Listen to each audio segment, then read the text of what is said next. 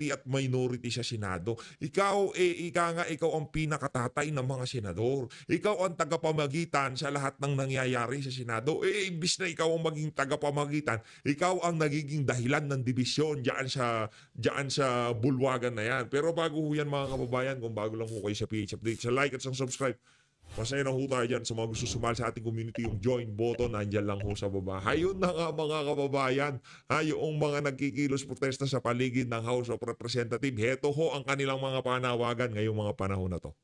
Okay? Gusto nyo na ba ng tunay na aksyon? Nako, yun na. Meron akong challenge sa inyo. Lahat ng nandito, may challenge ako sa inyo. Challenge accepted! Bukas o mamayang gabi, mapuno lang natin ito. Lulusubin natin sa loob. Yup! Palapakan. Tayo inaabangan ho nating mangyari yan. Yung mga ordinaryong Pilipino, walang parliamentary proceedings. Courtesy kabis na parliamentary na yan. Sugurin ho yung bulwagan na yan at para magkaalaman na.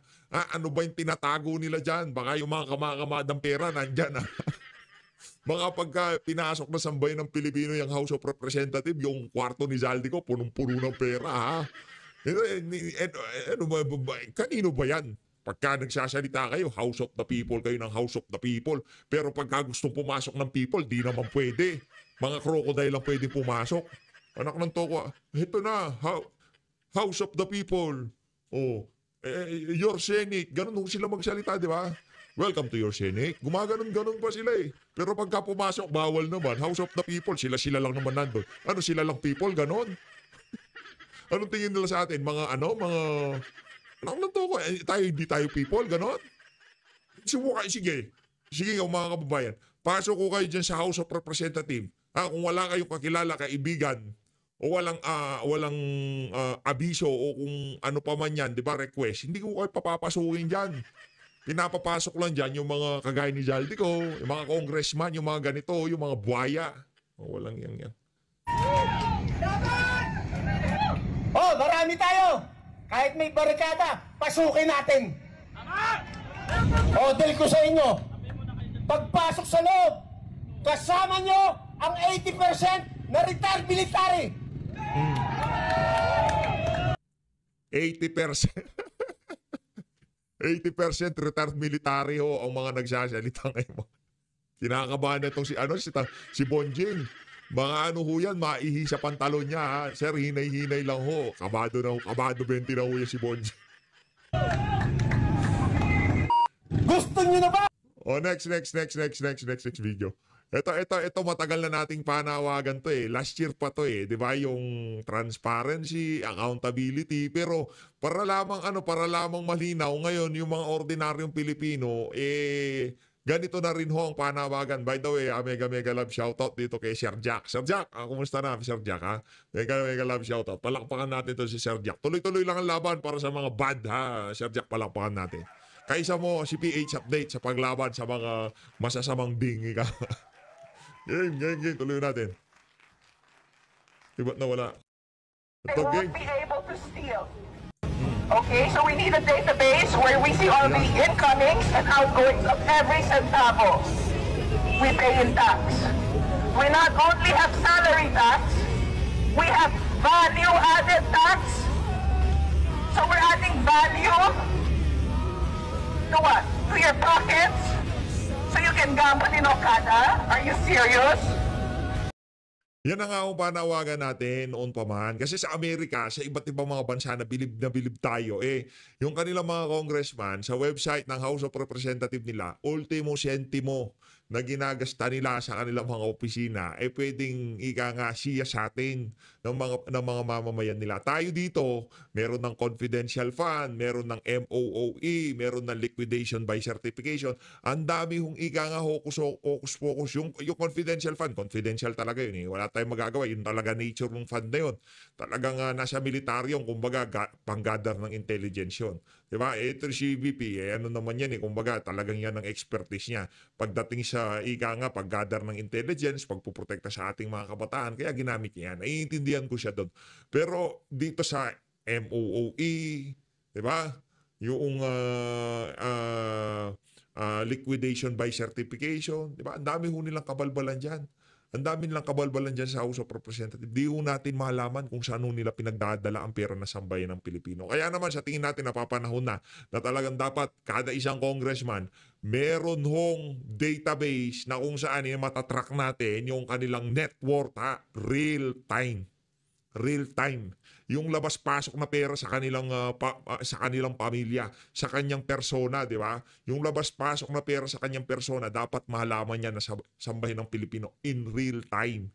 Hindi yung sa katapusan ng taon o sa kalagitnaan ng taon, doon ka lang magpapile ng salin mo. Naitago mo na sa kabit mo, sa kaibigan mo, kung kanino-kanino mang kroni mo, yung mga pera ninakaw mo sa kaban ng sambayan ng Pilipino. Dapat real time yan. Pag kami pumasok na 10 piso sa account niya, magre-reflect agad. Ganyan, kung ayaw mo, hindi ka agree doon, hindi wag ka mag-government official lang yan kayo, hindi wag kang tumakbo ng congressman kung di mo kaya yon. Well, kung kaya mo naman palang ipakita sa sambayan ng Pilipino ang laman ng bangko mo, lahat ng bangko mo dapat nakalagay doon kung magkano pumapasok tsaka lumalabas para malaman namin. Pagka meron ng pumasok na malaki, Kong, problema tayo dyan, Kong.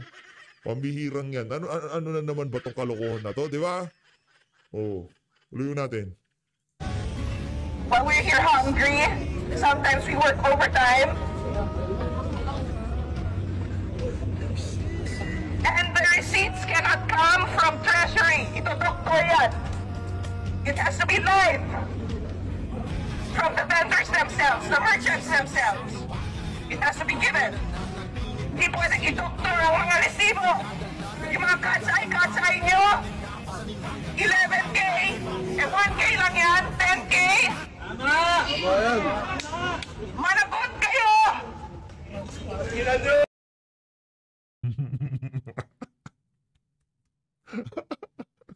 Nako, kinakabahan na sila.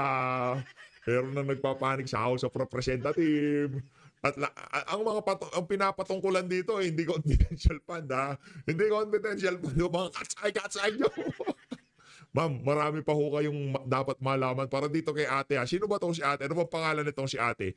I-comment nyo nga pangalan sa baba, makikipagkwentuhan ako sa kanya. Marami akong inukwento sa iyo, ma'am. Tingin ko naman, magkakasundo naman tayo Diba? Marami akong isi-share sa iyo na mga impormasyon na dapat mong pang malaman. Ito mas nakakadiri to. Yung liquidation by certification ng mga congressman, mas masahol pa ho yun dyan sa mga cat's-eye na yan. Halimbawa ho, madam, yung isang congressman, kumuha siya ng, let's say, 50 million. O para hindi masyadong garapal, 10 million. Pagka sinabi niya yung 10 million, pinambili niya ng laptop o para sa consultation o kung ano pa man yan. Kahit binulsa niya yung 10 million na yon, pagka sinertipikahan niya na itong mga pera na to ay napunta dito sa bagay na to, kahit hindi naman totoo, wala ho tayong habol doon. Ma'am marami silang kabalbalan dyan sa House of Representatives. Liquidation by certification. Certificate lang nila, isi-certify lang nila. Para silang meron silang cheque sa kanilang mga daliri na pagkakumuha sila ng 5 milyon sa kaban ng sambayan ng Pilipino. Kahit binulsa nila yon, pagka sinertipikahan nila, itong 5 milyon na to, pinambili ng relief goods, pinantulong sa aking mga constituent. Kahit binulsa niya yon, wala tayong habol doon. Liquidation by certification. Yan ho ang kalakaran nila dyan sa House of Representatives. Madam, comment nyo sa baba pangalan ni Madam. Yan ka na naman PH O ito na. Ito na.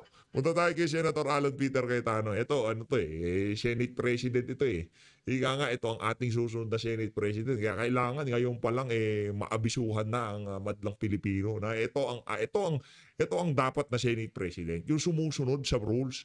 Hindi yung tipong hindi ka Senate President, angas-angas mo Hindi daw sila nagkukukus Hindi nila sinusunod. Kung ako lang susundin ko yung rules nung naging senador na anak na Toka, kinuha yung resource person, hindi na binalik. Rules daw ho yun sa Ang labo talaga nito si Soto. Oo. Eto, game. Game. Mr. President. What is the pleasure of the minority leader? Yeah, Mr. President, because I mentioned some of that, may I be allowed to interject? And then, of course, it is the pleasure of the Senate President if he wants to answer again. The minority leader is recognized. Thank you, Mr. Takot sa abogado yan eh. Sin, hindi makikipagdebate siya yung ungas na yan. Takot sa abogado yan si Soto. Di ba? President. Unang-una, Mr. President, sa rule, verbal lehis. Kapag ka very clear, plain interpretation, clear po yun. You do not interpret. Ang sinabi po sa Rule 6, a witness in contempt may be ordered detained in such a place may be designated by the committee alone. Alone. Ibig sabihin po, yung committee lang. Ano yung with? Kasama. With concurrence of the Senate President. Hindi nakalagay or the Senate President. Yan. So you ask all the lawyers here, they will tell you, ang ibig sabihin nito, pwedeng kumuha ng concurrence or pwedeng hindi. Yun yung or. Hindi po to committee or the Senate President. That's why if you go to the last paragraph, the order may be lifted by the chairman with the concurrence of the Senate President. The Senate President cannot lift ang nakalagay doon with the concurrence. Hindi rin pwedeng yung committee. So, na-violate po rules natin because it was not the committee alone. As I said, personally, I don't take it against the Senate President nung unang araw na pag-upo niya. Kasi unang-una po, kakapalit lang ng Senate President. Pangalawa, tumawag yung Speaker, nagkaroon ng debate. Having said that, it is very clear in the rules and in the Constitution, meron Supreme Court cases yan, that the plenary is supreme. Even the Senate President said, di ba, primus inter pares, he's just the first among equals. Equal tayo lahat. But of course, he represents the Senate. So when the plenary decided to put him in Pasay City Jail, ang makakalift po niyan, hindi po yung committee, hindi po yung Senate President, it's the plenary. So we violated our rules. That's why we stood up to correct. Okay, let me go now to the Witness Protection Program.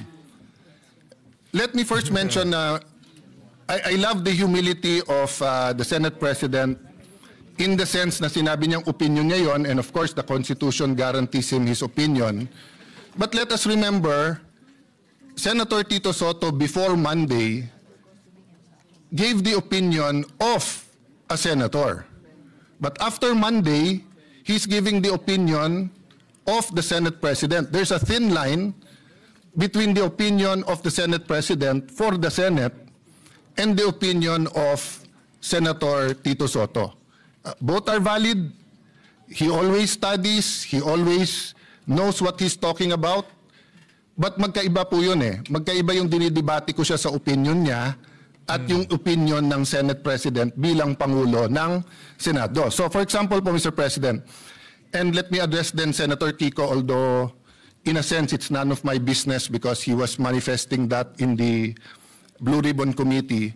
Iba po ang Witness Protection Program, Section 3, Admission in the Program. Iba po yung Section 10, State Witness. Iba po yung Section 17, Discharge of a State Witness. Yeah. Yung pong sinasabing he does not appear to be the most guilty, yan po ay tatanggapin natin pag state witness na wala po tayo doon. Nandun pa lang tayo sa Section 3 protection. So let me make that clear. Kasi po ang nasabi ng Senate President, paano yun yung perception ng tao, most guilty sila. First of all, I don't agree. Kaya nga nagrarally, alam ng tao may mastermind sa likod nila. Di ba? Palakpakan natin. Palakpakan natin ang ating Senate President, Senator Alan Peter Cayetano. Palakpakan ho natin. Dapat ho yung mabigyan ng isang masigabong palakpakan niya nga. Yun eh. Yun ibirada natin kahapon eh. Kung sila pala most guilty, bakit to noong nagsalita sila, binanggit nila yung pangalan ni Zaldico at ni Martin Romualdez, bakit tumigil yung mga kilos protesta sa labas ng pamamahay nila? Yun yung tanong dun eh, na hindi kayang sagutin nitong si School Bukol. Hindi na nga abogado, ang hilig pa makipagtalo sa mga abogado. Kaya yan tuloy. Nagmumukha ho siyang tanga, di ba? Galing naman ng Diskaya na pati BICAM, pati budget, pati everything, sila ba nagpapatakbo ng gobyernong Pilipinas? Di ba? Nako. They probably could be one of the most guilty na may kasama sila, pero it is very much possible na may mastermind behind them. At hindi lang po sila ang may ghost. So kung sila ang mastermind, then ibig sabihin, for example, ano pa? Wow, Sims, etc. Ibig sabihin nun, kasama din sila. Pero kung ginagawa din ng Sims yun, ginagawa din ng Wawaw, maaring individual racket yun, maaring meron pong mastermind. Maaring nasa DPWH yung mastermind. Yan. Maaring nandito sa Senado, maaring nasa Kongreso, maaring napakataas ng posisyon. Hindi ko po alam. But assuming for the sake of argument, perception ng tao. Ang perception po is not reality. Trabaho natin to find reality para mabago yung perception.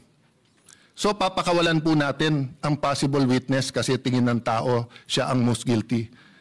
So, halimbawa po kay Napoles, if there was someone most guilty, wag na natin habulin kasi tingin ng tao siya most guilty. Dapat hinabol natin. No? Ngayon, siya mukhang most guilty, siya yung nakakulong. What's my point, Mr. President? Bakit nag-react si Senator Marcoleta? If I may, Senator, I cannot speak for you, but you're my good friend. Mr. Senate President, siya lang naman ang mamadali kaya siya tinamaan. Pero tama na magdali siya, bakit buhay Pag sinabi ng isang witness that his life is in danger, whether we agree with that witness or not, we have to protect their lives. Kahit payag tayo o hindi. Kahit tingin natin nagsisinungaling o hindi. Bakit po? Okay, number one, wala pong magnanakaw na hindi sinungaling. Yan. Kaya nga ang kapatid ng magnanakaw ay sinungaling. Bakit po? Yan. Ghost Project, pinirmahan mo na may project So nagsinungaling ka na may project kasi wala Di ba? Ninakaw mo, hindi sa'yo yon. Pinalabas mo sa'yo, nagsinungaling ka na. So magkapatid po yun. Hindi nga magkapatid, it's the same person. So pagka nahuli, hindi ka agad aamin yan. Magsisinungaling muna yan. Hindi ako yan. There is a process and a time, and tama po si Senate President, tama po the esteemed Senator Kiko, dumaan sa proseso. Ang problema natin, ayaw natin sa proseso. Protection pa lang, sinasabi nila, papatayin sila. So pagka yan, binigyan mo ng protection, kasunod na doon, sandali lang, ano ba alam mo? So question, paano yan baka magsinungaling? Hindi po. Bakit? Sabi po sa Section B ng Section 3, Section B, his testimony can be substantially corroborated on material points. So again, quoting Senator Lacson, may resibo. But quoting myself, hindi peke na resibo, hindi ghost receipts. So ibig sabihin po, pagkatapos mo bigyan ng protection, papupuntahin mo ngayon sa DOJ. Yeah. Doon mo na pakakantahin. Doon mo na i-assess. Bakit importante to? Kasi pag nakita ng Sims, nakita ng Wawaw na may kumakanta na, mag-uunahan na yan sa DOJ kung sino ang kakanta. Parang karaoke yan. Pag hindi pa naka-on at wala pang may hawak ng mic, walang gustong kumanta. Pag kinuha na ang mic at kinanta na yung My Way, agawan na sa mic yun. Habang walang kumakanta. Tama, pagka ganun talagang ano yan di ba? Yung pagka sa kantahan, pagka inumpisahan na yan tipong pagkalal na yung paborito mong kanta, narinig mo na, gaganahan ka na, di ba? Tama naman. Kaya dapat talaga yung bago ikinahon itong mga diskaya na to na wala, hindi kayo magaganito, hindi kayo yung hindi pagpasok sa kanila sa witness protection program, ano na yung tipong parang sinabihan mo na sila na wala na, pagka nagsalita pa kayo, lalo kayong mababaon dito sa isa na to, di ba? Ganun yun Tuloy natin. Kung sino ang mastermind dito, wala, liligawin po tayo. Ngayon, I feel for the Senate President, if part of him feels we're wasting time, may I admit, Mr. Senate President, dear colleagues, part of me feels that we might be wasting time. Bakit? Instead of using this to find the mastermind. Senator Lacson, I appreciate what you've been doing. Having said that, let's go back to the rules. Pag binigyan mo ng protection ng mga diskaya at hindi sila magsabi ng totoo, that can be corroborated in material points. I-discharge mo sila, bahala sila sa buhay nila. Pero may mga techniques yan. Sa ibang bansa, yung kanilang Attorney General, DOJ, sasabihin yan, paano yan, kumakanta na? O kaya sasabihin sa diskaya, papakawalan ka namin, walang protection, pero ipagkakalat namin, sinabi mo na sa amin, ayaw mo lang pirmahin kung sino ang mastermind. So, there are different techniques that are legal to ferret out the truth. Pero hindi naman pwede pong, sabi nga ni Senator Escudero pag binanggit ang congressman, hindi credible. Pag binanggit ang senador, credible. Pag binanggit 2022, papunta ngayong credible, hindi binanggit. I myself think dapat banggitin na 2016. Ba't banggitin nyo rin 2010 to 2016? Wala naman nagsabing graft-free ang DPWH noong 2010 to 2016 Sa bayan namin, contractor, congressman, doon na uso yung sheet piling 2010 to 2016. Bago nun, walang sheet piling sa Taguig. Pero yung sheet piling na isa sa mga pinaka-corrupt ways of flood control, nangyari po to 2010 to 2013 or 2016. So let's get to the bottom of it. But let's follow the law. Yung state witness, malayo pa yon. So nung una ko nabalitaan, kailangan state witness,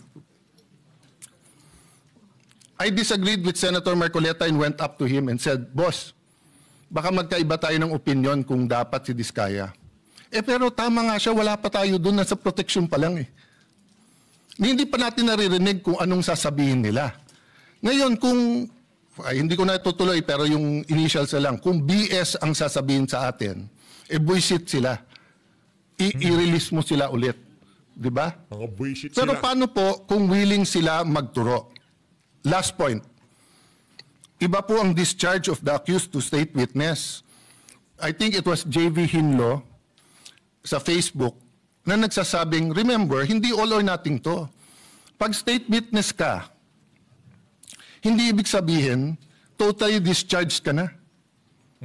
Pwedeng halimbawa, imbis na 5 habang buhay na pagkakulong, 1 habang buhay na pagkakulong ka na lang.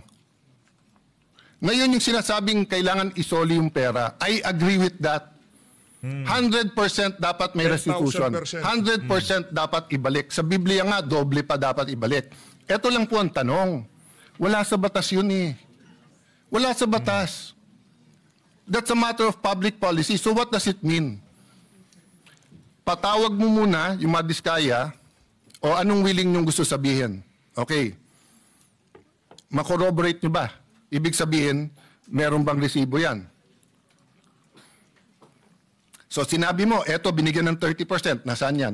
Kasi hindi ko na po babanggitin ngayon Or babanggitin ko na po ngayon. Sa Taguig, may project po ang mga diskaya. Open bidding Pero kung hindi ako magkakamali, sa Pasig, meron din pong project ang mga diskaya. Both kay Mayor Vico sa City Hall at both sa And siya pa nga nagsabi nun, kung hindi ako nagkakamali this is not an expose. I'm just telling you as a fact. And I'm looking at when tong mga project na to. So far, wala pa kami nakikitang ghost. So far, may nakikita kami.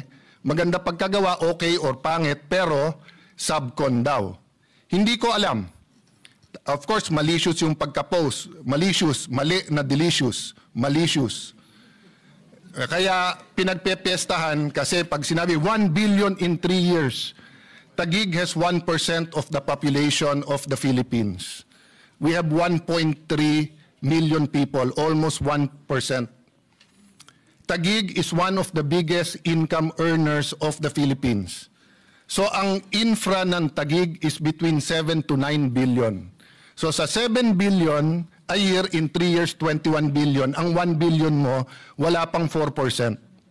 Ang Taguig used to be underwater for 3 months. Pag umulan ng December or November, hanggang January na yon. Awan ng Diyos, hindi masyadong bumabaha ngayon. Very minor. So what's my point? Imbestigahan niyo po kami.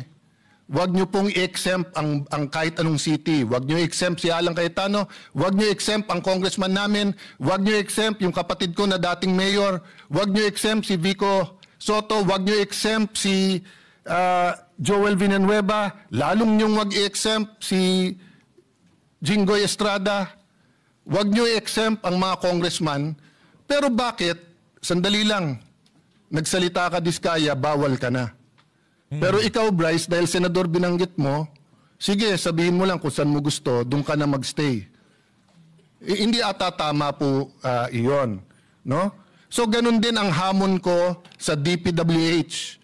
Para kuman kapatid, yung bagong sekretary, hinahamon ko siya na saan na ang listahan ng lahat ng projects, ang lahat ng 15, para isang posting na lang tayo. Hindi yung parang nachismis ka na magse-Senate President ka, biglang may lalabas na listahan.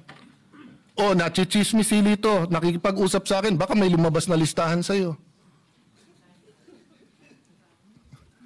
Pinag-uusapan namin yung paborito kong Mahab Blanca ba tawag doon? Na dinadala niya, tibok-tibok pala, tibok-tibok. So Mr. President, I understand the stress. Bagong upo ang majority, the country is in turmoil in sense of finding an answer, but there are rules we have to follow. So, mahaba pa to, pero witness protection program, doon pa lang po sa protektahan. Marami siyang pera, may security. So, kung napatay siya, we will never know. We will never know who the mastermind is because a simple sulat order na please protect them. Protect them, give them 48 hours. Pag hindi sila nagsabi kung sino. Pag sila nagsabi, pero BS ulit yung sinabi nila, di-discharge natin. Number 3, hindi po kami ang nag-request ng meron pong taga Office of Sergeant at Arms. Pinapaliwanag namin na sinabi na pag may nangyari sa kanila dito, pag dito sa Senate, yung perception na sumusunod tayo sa witness. Ang majority ang sumagot ng may legal at may actual or physical custody, pero parating under OSAA yan at yung OSAA masusunod. Hinahanap ko yung transcript kung...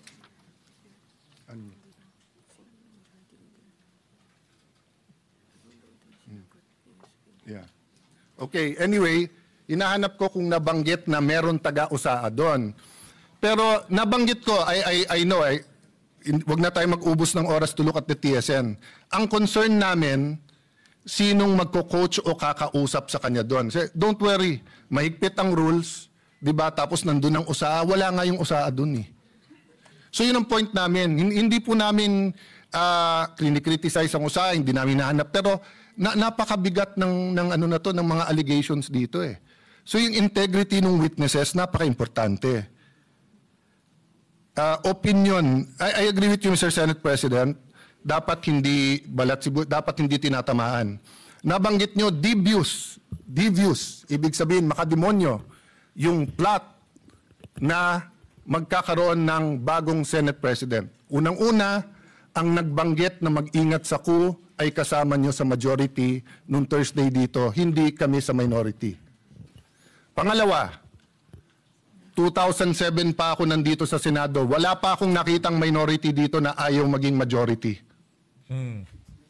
Si Coco Pimentel, tuwan-tuwa sa magiging minority, pero gusto niya maging majority at gusto niya maging Senate President. Sa 24 sa atin dito, baka si Lito Lapid lang ang ayaw maging Senate President. Pero baka... Kasi walang alam eh. Paano ako magsi-Senate President? Ako, ang dami ginagawa nun. Pukpuk ka ng pukpuk, di ba? Gusto mo rin. Baka gusto mo rin. Pwede rin. Pwede rin. Oh. So, 3 na lang kailangan natin, Supremo. 9 na kami, pang 10 ka, 3 na lang, 13, Supremo. Okay. What's my point, Mr. President? Hindi po kami ang nagsabing may plot.